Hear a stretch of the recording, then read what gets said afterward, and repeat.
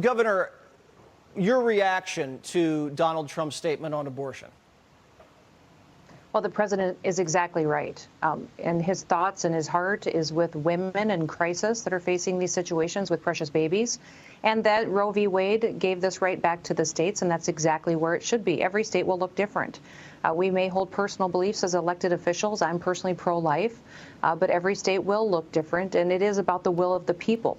And I've never seen the federal government come in on a tough issue and offer a solution and fix it. In fact, the reality of a federal bill passing through the Senate and through the House just isn't there. So why are we talking about it?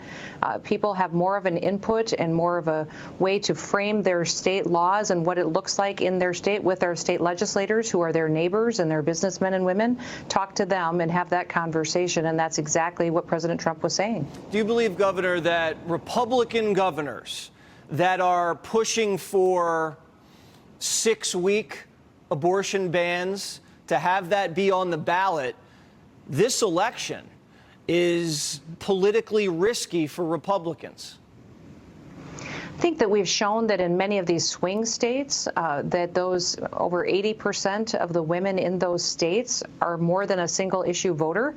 We should be talking to them about the issues that they care about as well, such as the border and gas prices, the economy, how they're taking care of their kids.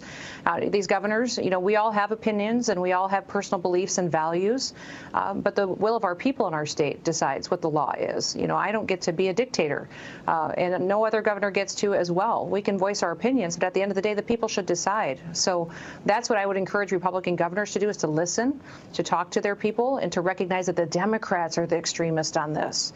That overwhelmingly, the vast majority in these swing states, these Democrats and those that are these single issue voters, they want abortion up until that baby is born and maybe even after that baby is born. Yeah. Why don't we just talk about loving people? Why don't we just talk about taking care of people that are in crisis, giving them the resources and the information that they need, and win the hearts and minds of people instead of constantly just picking fights and arguing and talking about some kind of a federal ban that just in reality is never going to happen.